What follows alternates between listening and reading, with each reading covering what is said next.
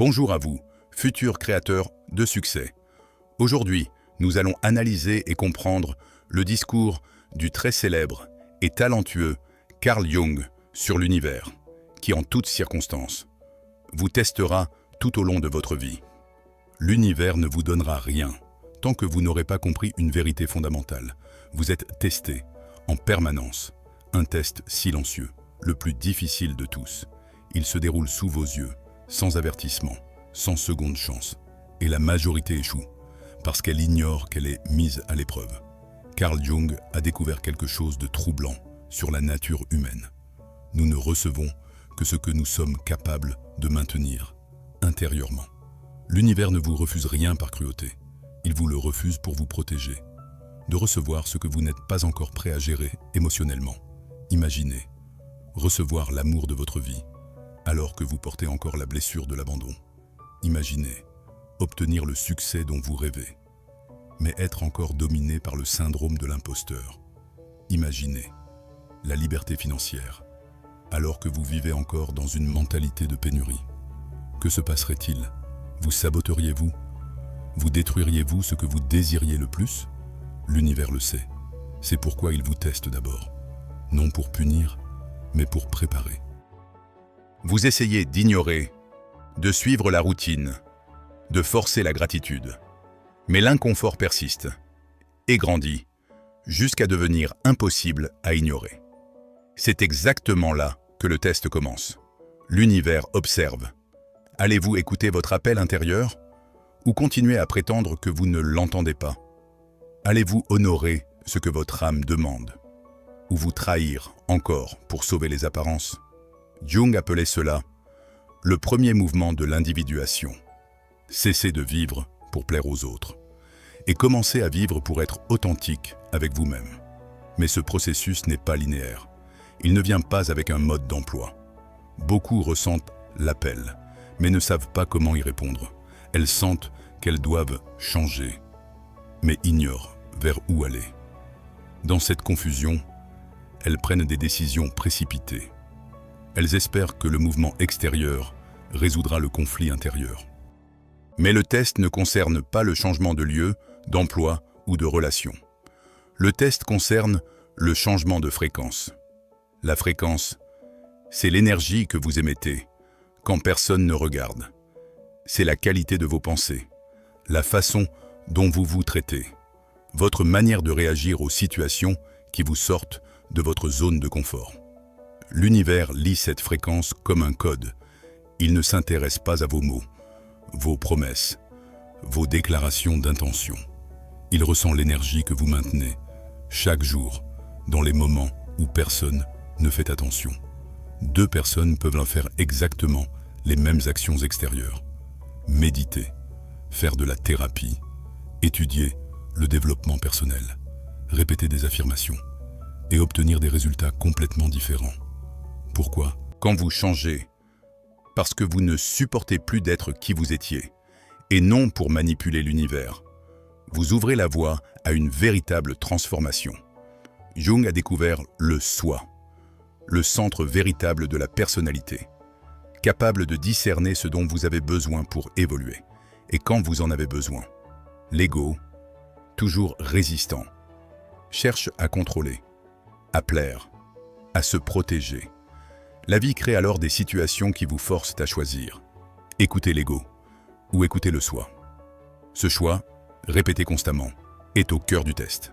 Accepter cette responsabilité totale change tout. Abandonnez la position de victime. Arrêtez de blâmer le passé, les autres, la chance, le destin. Regardez votre vie telle qu'elle est et dire « J'ai participé à la création de cela ». Même inconsciemment, à travers vos choix, vos peurs, vos schémas inconscients. Si vous avez aidé à créer, vous pouvez aider à transformer. Cette transformation passe par l'ombre, les aspects rejetés ou niés de vous-même. L'ombre contient vos défauts, mais aussi vos talents, vos forces, vos potentiels refoulés.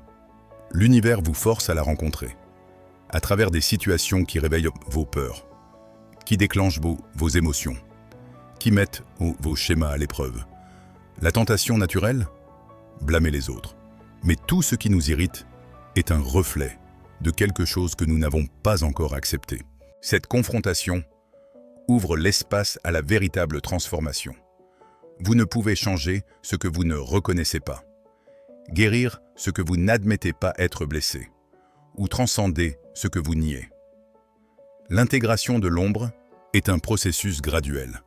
Elle ne signifie pas aimer tous les aspects de vous-même, mais cesser de lutter contre eux et apprendre à travailler consciemment avec eux. Vous apprendrez à canaliser la colère, à utiliser la peur comme information, à transformer la tristesse en compassion.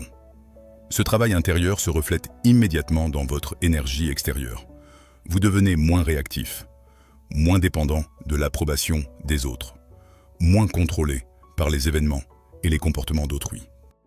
L'univers remarque cette stabilité et commence à vous offrir des opportunités qui exigent exactement ces qualités.